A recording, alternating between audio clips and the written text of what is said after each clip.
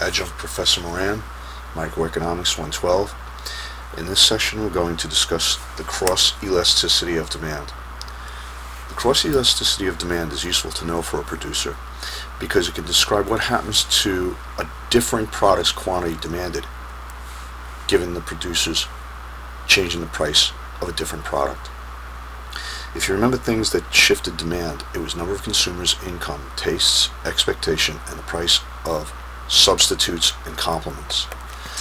To quantify whether a good is a substitute or a complement, we're going to use the formula for cross-elasticity of demand.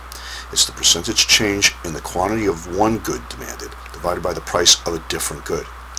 The percentage change of product X divided by the price change in product Y.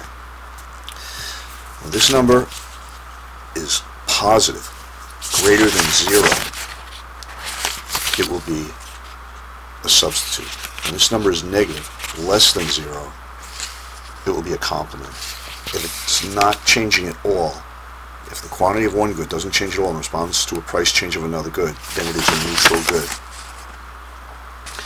I'd like to point out that in terms of the cross-elasticity of demand and the next topic, income elasticity, the changes are positive and negative. That is with respect to 0. When we talked about the quantity, when we talked about the elasticity of demand or the elasticity of supply, it was the percentage change in the quantity of a good divided by the percentage change in the price of that good, and it was measured from 1. Greater than 1 was elastic, less than 1 was inelastic. But these elasticity measures are changes from 0.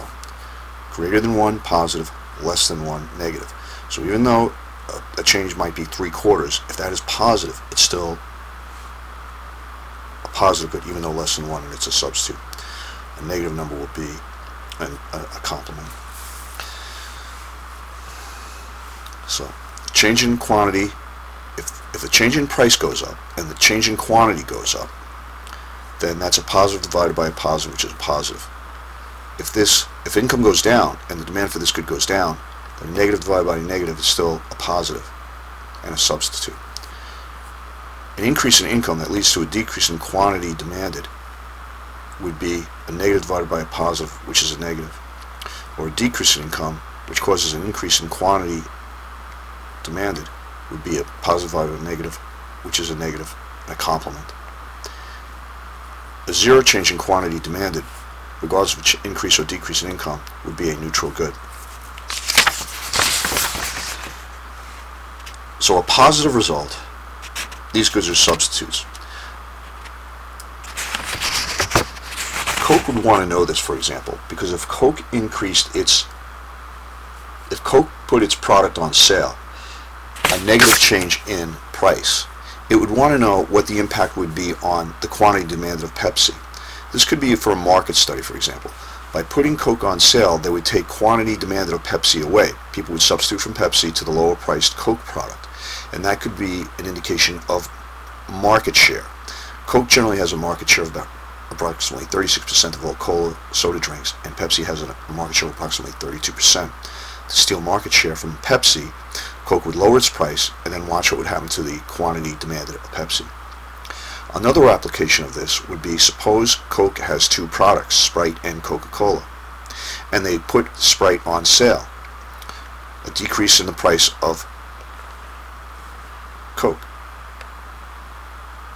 If the quantity demanded of Coca-Cola also went down, then the decrease in the price of Sprite would be cannibalizing sales of another product, Coca-Cola, and it wouldn't make sense for Coca-Cola to do this.